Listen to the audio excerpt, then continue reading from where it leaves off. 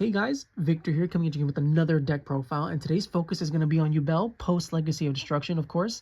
And I gotta say, I'm really excited to try out this new support because it's pretty much changed the deck entirely as opposed to like previously, right, where you'd be playing basically Yubel control with 15 plus hand traps, setting a bunch of cards. And honestly, I wasn't really the biggest fan of that type of playstyle. But with the release of Nightmare Throne and Grave Squirmer, we can pretty much shift the way that the deck plays and make it more combo based, which I'm always a big fan of. And yeah, it's a lot more fun in my opinion now than it was previously. So with that out of the way, let's just jump straight into the deck profile. Now, as always, we're going to be starting off with our monster lineup. So of course, we're going to be playing 3 Spirit of Yubel. This card, pretty much the heart and soul of the modern Yubel deck. You want to open this card as often as possible, or just have some way to get it into the graveyard as often as possible, because it literally gets your entire engine going, right? Because on special summon, it's able to search your deck for any spell or trap that mentions Yubel, like in its card text, which obviously we're pretty much always going to search out Nightmare Pain, because Nightmare Pain, and then in turn, is able to destroy your Spirit of Yubel in order to search any card that mentions Yubel in its card text. So yeah, you literally get your entire engine going just by opening this card and being able to special summon it to the field. And even if you can't, right, it still offers you some decent protection, because during your opponent's turn, when they declare an attack, you can special summon this card from your hand, and then that in turn triggers the special summon effect to search or set for your spell and trap. And much like every other Yubel, this card also cannot be destroyed by battle, and you take no battle damage from attacks involving it. So it's just a really big pain to deal with. And even if they're able to destroy it, for example, that's fine as well, because then you trigger its other effect to special summon the original Yubel from your hand, your deck, your grave, or your banish zone. So yeah, you got to play 3 of this, no ifs, ands, or buts about it. And then to go with our 3 Spirit of Yubel, we're still playing 3 Samsara D Lotus. This card literally just says, tribute this card, special summon Spirit of Yubel for your deck. Basically, that's what it does. We don't care about summoning the original Yubel. We're pretty much always going to go for Spirit. And unlike previous builds, right, where if this card got like ashed or veilered or impermed, chances are your turn's pretty much going to end at that point. That's not the case anymore, right? Thanks to Nightmare Throne, Grave Squirmer, this card is just like a phenomenal bait card in most situations, where you basically just make your opponent minus themselves to try and deal with it, because they know they're not going to be able to deal with Spirit of Yubel. And as a result, this card just becomes phenomenal at baiting cards. And then as if that wasn't enough, if you have a face-up original Yubel on the field, you can either add this card to your hand or special summon it. And then after that, you can also, like, if your opponent activates a monster effect, right, you can tribute this card from the field to change that monster's effect to destroy one Yubel monster on the field. So it basically becomes like a pseudo negate. It replaces itself, and like it's special summons from the deck. This card, it's really good. Now, the next card we're going to talk about is Gruesome Grave Squirmer, which we are playing at 3, and it's one of the newer cards from Legacy of Destruction. Now, you may be wondering, why am I playing this card at 3? Because most decks that you see online tend to only play 2, and I'm going to say right now, I don't agree with playing only 2 of this, because this card just does so much for the deck, right? If you control a face-up Fiend, it's literally a free extender that you can special summon from your hand, and then that allows you to pretty much get access to all your link plays. And to top it all off, that's a quick effect too, right? So it's a quick effect that has an additional effect on top of being able to special summon itself, because once this card special summon itself, you can immediately pretty much destroy any card that mentions Yubel or is Yubel on your side of the field, which, you know, that's really good at helping us dodge cards like Infinite Impermanence, Effect Veiler, and Ghost Mourner, which are more than likely going to try to be used on your Spirit of Yubel, right? So you just go special Spirit of Yubel, activate its effect, beta hand trap, chain Grave Squirmer, destroy your Spirit of Yubel. It's going to resolve off field, and then after that, you're going to special summon the original Yubel, and you still have enough fodder for Link 2, or to make a Link 2 play for your Unchained monsters, for example. And you know, just that, those 2 effects enough would warrant playing this card at 3. But it also does an additional thing where if this card's in the graveyard, you can banish it to special summon a Fiend monster from your grave with 0 attack and 0 defense. So not only is it a free extender and a card that helps you dodge hand traps, it also gets you back key resources, or just unclogs your hand by being able to special summon out cards like Spirit of Yubel from your hand or from your grave. And yeah, this card just does so much that I think you have to play 3. I don't know why people are only playing 2. Like, this card is just, it does everything. And yeah, so in my opinion, play 3 of it. But if you don't want to, you know, whatever, it's your choice. It's a free country, you can make whatever decision you want. Then after that, we're just playing the 1 original Yubel and the 1 Terra Incarnate. I don't think you need any more than that. I'm not the biggest fan of Ultimate Nightmare, just because while you do have the space, it's more of like a fun card in my opinion. And you could go for like the second original Yubel too. Like you also have the space for that, and that one will probably come up more frequently if I'm being honest. But I don't know. I think this is perfectly fine as is. Then for the non-Yubel cards, you're playing 3 Dark Beckoning Beasts. This card, it's another one that pretty much gets your engine going because it gives you access to opening of the Spirit Gates, which is probably one of the stronger cards in the deck. And then it's also another way for you to get free fodder on the field, right? Because it gives you an additional normal summon for a fiend with 0/0 stats from your hand. I don't know, like it's just a really good card. And then it's a really easy, much like Samsara D Lotus, this card is also another really good card to bait out hand traps. And a lot of the times players get punished because they always try to stop this, because let's face it, most people don't really know what this card does, and they just see add and they're like their neuron activates and they immediately ditch like an Ash or an Imperm or something, and then they immediately get punished, especially now because we do play the Grave Squirmer, right? So 3 Grave Squirmer plus this means that you're going to be able to combo pretty much every single time. And then for the final monster, I mentioned Unchained previously, so we're just playing the 1 Unchained Solar Sharvara. You don't need the other guy. This one is pretty much plenty. You know, you just special summon it from your hand and destroy a fiend monster on the field. It triggers all your Yubel monsters. It's all right, I guess. But yeah, you don't need to play the other guy. Just Sharvara is more than enough. And with that, that's the monster lineup. And now we can finally move on to the spell and trap portion. Now, when it comes to the spell and trap lineup, we basically just maxed out on all the cards because, let's face it, every single card in this deck is pretty good. And as a result, we're going to be playing 3 Nightmare Throne, the newest card, along with Grave Squirmer to come out of Legacy of Destruction. And this card honestly fixes so many of the issues Yubel had previously because it literally is a free extender every single time.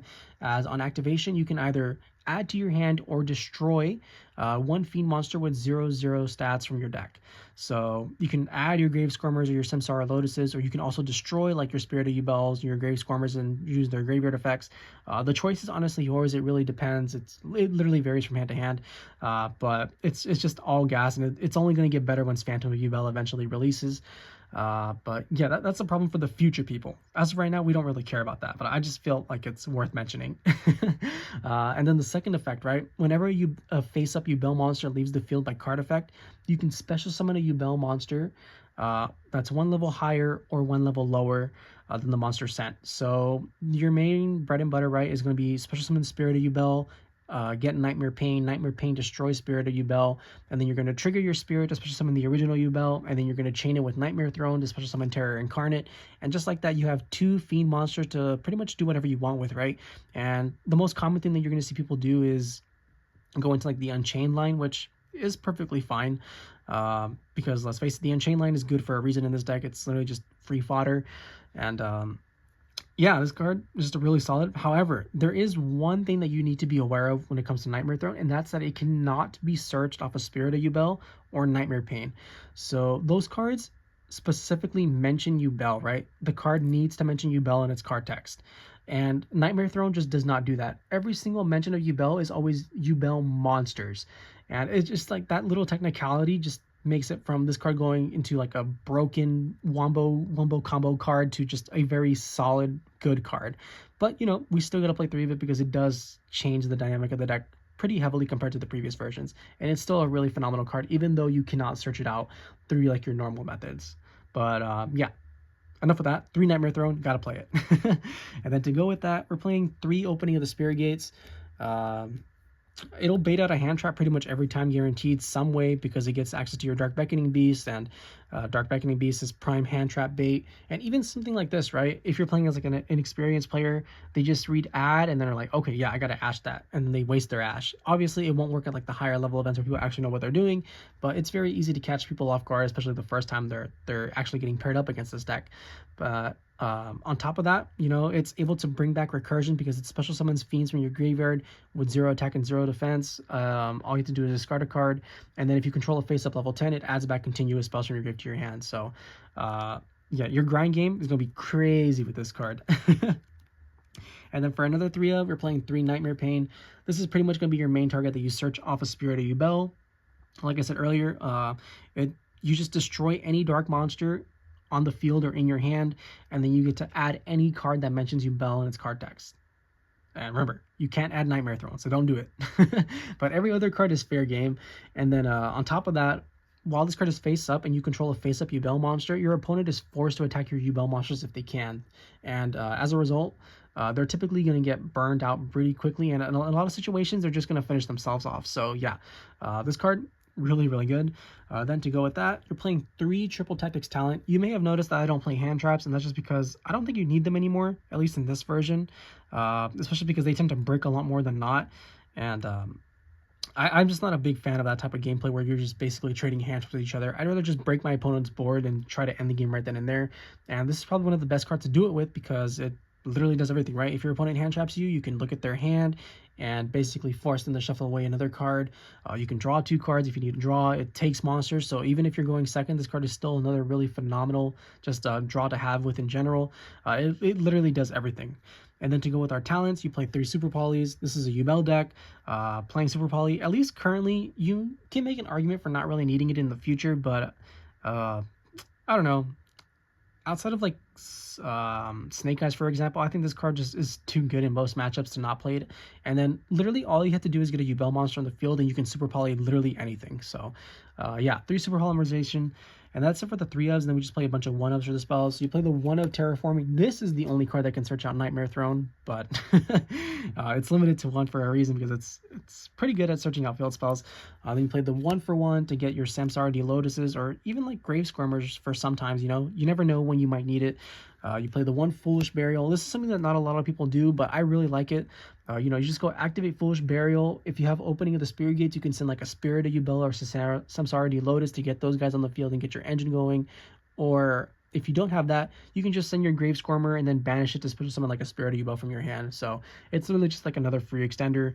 You play the 1 Call by the Grave to go with your 3 triple tactics talent, and then lastly you play the 1 Mature Chronicle, because thanks to Grave Squirmer, you can very easily get 5+ counters on this card and search out polymerization for free, and all its other effects are honestly really solid too, outside of like the banish 1 card from your deck. But you know, you can destroy a card on the field, you can add 1 of your banish cards from your hand, or 1 of your banish cards to your hand, and you can also summon the original Yubel from your graveyard.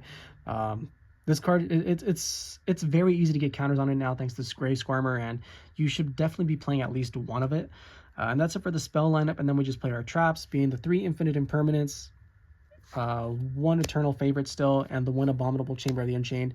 I just prefer this one over the pop because you're not always going to have your Unchained Solar Rage on field, for example, so being able to just bring it back, or even like your Yama or your Sharvara, can something just to like push for that little extra bit of damage can be game ending. But yeah, with that, that's the main deck, 40 cards like always, and now we can finally move on to the extra deck. Now for the extra deck, we're just going to be starting off with the Link monsters, and as a result, we're playing 1 Muckraker from the Underworld. Now, as more and more cards get released for this deck, this card becomes less effective. You're basically just using this as like a last resort for when you've literally gone through everything and you're literally getting desperate.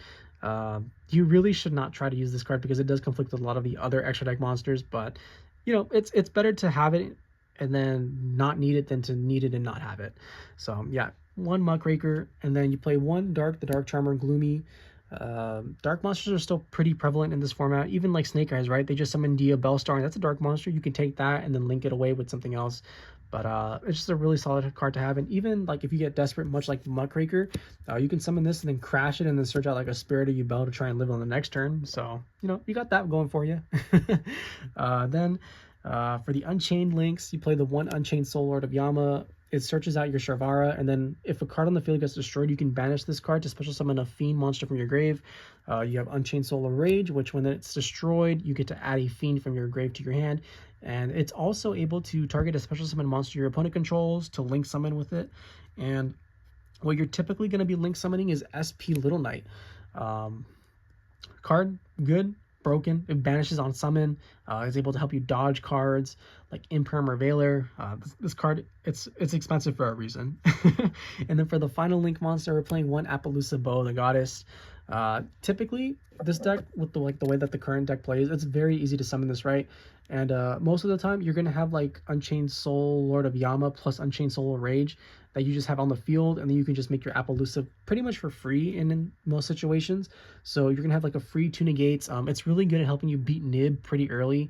especially because with like the Unchained engine, that you usually get to do it without committing too many resources, right? So just being able to have that insurance in Apollousa to make sure that you don't get hit by nib at crucial moments is pretty much invaluable. And then that's it for the link monsters. We don't play Almirage just because thanks to Grave Squirmer or Nightmare Throne, we pretty much are never in the situation where we just have to link something off in order to get a monster in the grave, right? We typically have enough gas to where we don't need to link our own cards off in order to potentially activate opening of the Spear Gates. It's just unnecessary, and it does free up a lot of space for other cool stuff. Then we play a couple of Exceed monsters. You're playing one number 65 Djinn Buster.